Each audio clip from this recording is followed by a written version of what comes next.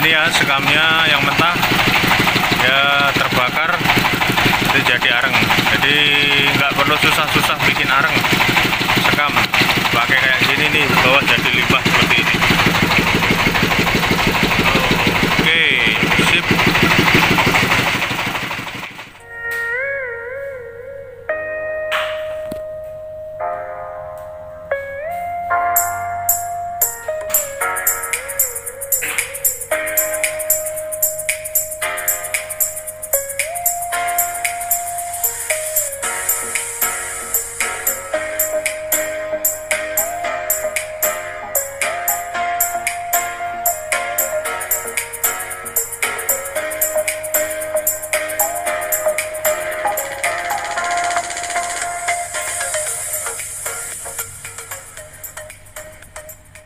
Assalamualaikum warahmatullahi wabarakatuh. Jumpa lagi di channel kami, Keluarga X-Mood. Ya, terima kasih. Ya, selamat pagi ya teman-teman semuanya. Di pagi hari ini suasana yang sangat cerah ini. Bismillah, mudah-mudahan teman-teman senantiasa diberikan kesehatan, senantiasa penuh keberkahan dan dimudahkan dalam segala urusannya. Amin. Tema hari ini pagi hari ini kami berkunjung ke kebun untuk menengok kondisi tanaman porang. Yang pasti kondisi tanaman porang kami sudah 85%, hampir 90% sudah pada dorman semua ya teman-teman. Ini yang di dalam mulsa saja, ini yang masih ada beberapa pohon yang belum dorman sempurna. Paling ya sebentar lagi lah, beberapa minggu ke depan sudah dorman sempurna. Pagi hari ini yang ingin kami bagikan sedikit tips pengalaman untuk teman-teman yang bercocok tanam tumpang sari dengan tanaman yang lain. Ya, ini khususnya kami di sini tumpang sari dengan durian. Jadi ini alhamdulillah tunas-tunas muda ini bermunculan bagus. Cuma ini kemarin mungkin telat telat spray, jadi daunnya ada yang dimakan sama binatang. Nah, ini yang tips yang ingin kami bagikan di pagi hari ini adalah terkait dengan perawatan tanaman durian ya teman-teman. Nanti sekaligus sedikit mengupas tentang porang juga. Jadi ini untuk tanaman durian yang posisinya seperti ini teman-teman. Jadi dia muncul tunas-tunas air seperti ini. Ini harus kita lakukan pruning ya teman-teman. Ini harus kita lakukan pruning supaya nutrisinya fokus untuk pembesaran di cabang-cabang ranting utamanya seperti ini ya. Karena disinilah nanti tempat berbuahnya durian ya, tempat berbuahnya durian di sini. Nah, kalau yang ranting-ranting kecil, tunas-tunas air itu harus kita bersihkan, karena kalau tidak nanti nutrisinya akan terbagi, bukannya lari ke pembesaran ranting-ranting atau cabang-cabang primer lah istilahnya ya. Kalau di durian itu ini cabang primer, ini cabang utamanya, ini cabang primernya ya, ini cabang sekundernya. Nah, ini tempat berbuahnya itu ada di cabang primer ini nanti sama sekunder ini. Nah, yang terlalu dekat dengan pangkal ini harus kita potong ya. Ini kita pruning seperti ini, kita buang supaya nutrisinya fokus di pembesaran arah ranting yang ke sini. Nah, yang enggak bagus-bagus juga kecil seperti ini harus kita bersihkan juga. Nah, ini termasuk tunas air ya, yang kecil ini kita buang. Ini tunas air terlalu dekat dengan pangkal juga kita buang. Nah, ini kita buang. Nah, jadi nanti dia harapannya energi fokus untuk pembesaran di sini. Nah, nanti kalau sudah kondisinya bagus, percabangannya bagus, harapannya nanti buah itu bisa maksimal, karena dengan kekuatan ranting-ranting yang besar, cabang-cabang yang besar itu, disitulah nanti tempat buah bergelantungan ya teman-teman, buah bergelantungan. Jadi jangan sampai kasus-kasus yang terjadi ranting patah, cabang-cabang utama patah karena dia tidak mampu menopang ini istilahnya buah yang terlalu banyak. Oleh karenanya ranting-ranting yang kita jadikan sebagai tempat produksi buah durian ini harus benar-benar kita rawat yang maksimal, sehingga nanti dia percabangannya itu akan kuat dan mampu menopang, menyangga ini buah-buah yang kita harapkan nanti banyak bergelantungan di cabang-cabang primernya seperti ini. Jadi setiap kali ada tumbuh tunas air yang kurang bagus, harus kita potong, karena percuma kita biarkan.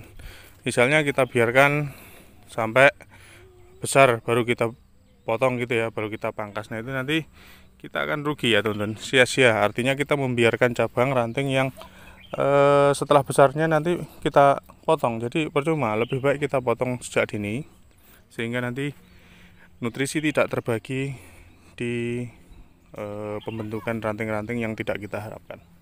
Oke, kita coba lihat pohon yang lain. Nah, untuk pohon pepayanya ada yang agak kecil karena ada sulaman kemarin ya. Ada disulami yang tidak tumbuh bagus. Nah, ini juga ada banyak tunas-tunas air yang harus kita bersihkan ya, teman-teman. Nah, ini seperti ini kecil ini kita bersihkan. Ini terlalu dekat, ini juga kita pangkas. Ini tunas air juga, kayak gini. Nah, nanti harapannya dia fokus di sini. Nah ini sebenarnya nggak bagus. Ini yang ideal tuh sebenarnya jarak antara ranting ke ranting seperti ini atau cabang ke cabang itu minimal 25-30. Nanti dia membesar. Ini kita buang saja. Nah, ya ada jeda jarak sini, ini ada jarak sini lagi, ini kita buang. Nah nanti kalau sudah agak besar dikit, nanti beberapa bulan lagi akan kita lakukan proses potong pucuk ya teman-teman. Nah ini kita buang ya. Ini nggak bagus juga. Nah, percuma karena kalau kita biarkan dia juga nanti nggak bisa dipakai untuk tempat berbuah, nggak mampu. Nah ini kita biarkan dulu kayak gini ya teman-teman. Oke sip, kita coba lihat lagi yang lain. Nah, ini lumayan banyak ini cabang baru muncul, tunas air yang nggak sehat ini. Nah ini harus kita bersihkan, karena nanti kalau nggak kita bersihkan ya tadi kadang dia kering sendiri juga kalau yang kecil-kecil itu. Cuma kita biarkan, jadi sekalian kita bersihkan saja. Nah, ini ya teman-teman caranya. Dan kita lakukan proses perawatan rutin ya untuk durian itu teman-teman, pemupukannya dan pengendalian hamanya dia harus rutin. Kalau enggak nanti biasanya daun-daunnya akan dimakan sama ini apa namanya, binatang-binatang, sehingga daunnya akan rusak. Nah seperti ini. Nah ini kan ada ini kalau yang cabang premier cabang primer itu seperti ini, dia besar, dia mampu nanti ke depan untuk menopang. Nah ini kita bersihkan. Nah ini kan nggak mungkin ini cabang primer yang nggak bagus, hanya menghabiskan nutrisi. Nah ini kita bersihkan, kita buang. Ini juga kita buang. Ini kita buang. Ini kita buang juga. Ini kita buang. Nggak usah ragu-ragu ya teman-teman. Yang cabang-cabang nggak bagus kita buang saja. Nah seperti ini sebenarnya juga nggak bagus ya, ini larinya kan tujuannya kan ke sana. Jadi ini nanti berebut nutrisi antara yang ke arah sana ada yang ke arah sini ya. Ini kalau kita mau mengorbankan silahkan, mau dikorbankan yang ini biar lari ke sini, atau ini yang dikorbankan biar nutrisinya ke sana. Nah ini akan kita korbankan yang sini ya teman-teman. Oke, nah udah cakep seperti ini. Kita bersihkan lagi. Ini juga terlalu dekat.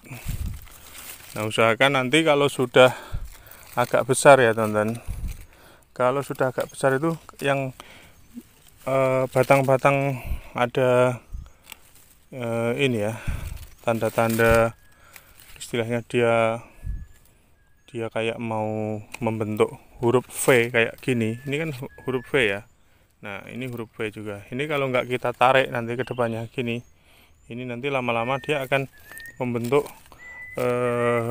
batang besar seperti huruf V. Nah itu nanti yang tidak bagus, karena batang besar yang membentuk huruf V itu ketika musim hujan datang, kemudian ada hujan angin lah ya, itu nanti di sini rawan pecah, sehingga ini apa, batang utamanya ini malah jadi kayak terbelah sampai ke sini. Nah, itu nanti yang tidak kita harapkan. Makanya untuk mengantisipasi itu, biasanya nanti kalau batangnya sudah agak besar dikit akan kita tarik seperti ini dengan tujuan supaya bentuknya horizontal, karena tempat buah durian itu adalah di batang-batang yang berbentuk horizontal. Kalau dia bentuknya vertikal gini, dia nggak mau, teman-teman. Buah nggak mau nongol di sini. Dia mau nongolnya itu kalau di batang-batang ranting yang bentuknya horizontal seperti ini. Nah, ini nanti juga akan kita tarik seperti ini ya, teman-teman. Kita biarkan yang ke atas cukup satu saja. Oke, sip. Kita lihat lagi nanti yang lain. Nah, ini nanti untuk lokasi pupuk ya, teman-teman. Untuk lokasi pupuk, ini sisa pupuk tahun lalu. Ini nanti yang akan kami campur lagi dengan menggunakan arang dan abu sekam padi. Nanti kita campur di sini, akan kita lakukan proses pengolahan lagi. Kita campur supaya bisa benar-benar merata. Kemudian kita kasih cairan E4 lagi untuk proses fermentasi, sehingga tingkat kematangan pupuknya nanti benar-benar maksimal. Nanti akan kami bagikan ceritanya ketika kami melakukan proses fermentasi pupuk. Oke ya, teman-teman, sip. Nah, kalau yang di daerah sini yang dulu kami tanam juga dari bibit katak ya, teman-teman, ini sudah pada dorman semua, ini hilang semua ya. Ini yang dulu, ini sisa-sisa batang-batangnya ya, teman-teman, yang sudah pada dorman ini. Ini dulu kami tanam dari bibit katak super, rata-rata isi ada yang 80, 90, 100, ada yang 70, campur-campur lah. Ada yang 100 lebih juga, 120, 130. Campur-campur pokoknya dulu di sini, tapi termasuk kategori katak super lah ya. Ini nanti jadi seberapa besarnya? Nah, ini banyak sekali batang-batangnya yang sudah pada layu dorman. Nanti kita lihat hasilnya seberapa yang di sini. Ini dulu kami tanam sekitar berapa ratus pohon cukup di areal yang rencana dulu kami pakai untuk membuat gubuk lah di sini.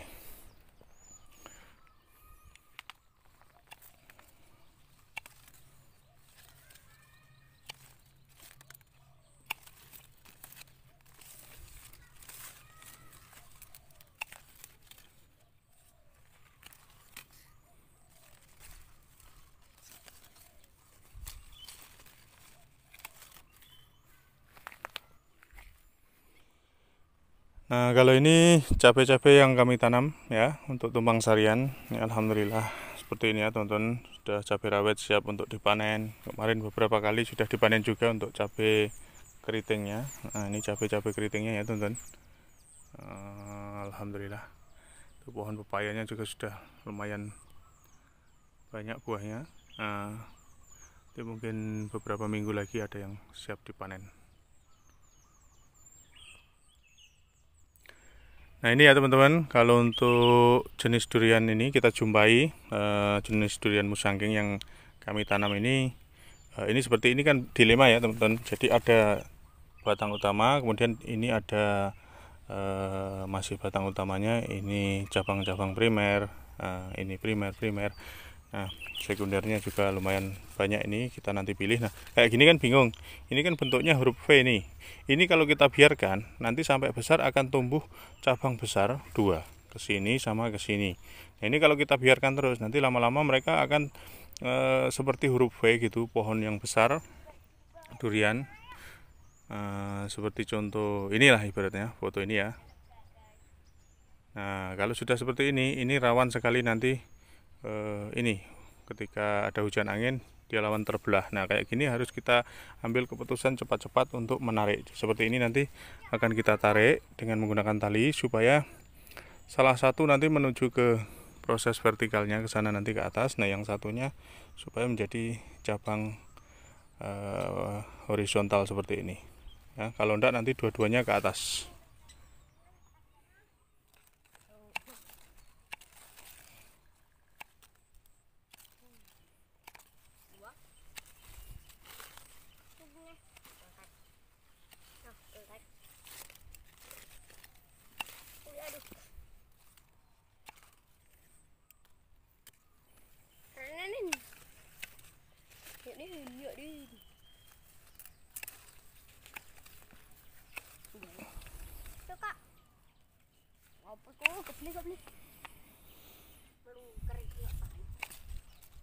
Nin, tak lempal.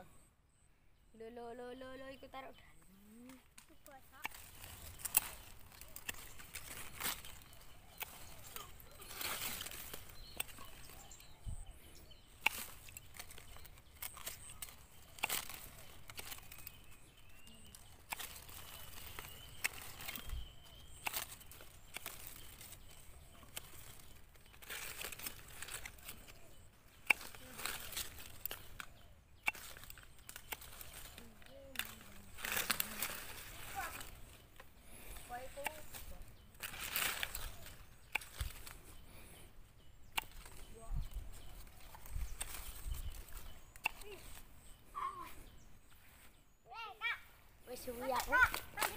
Nah ini ya termasuk cabang primer, tapi dia nggak bagus nih, kecil, terlalu kecil. Ini kita buang saja seperti ini teman-teman.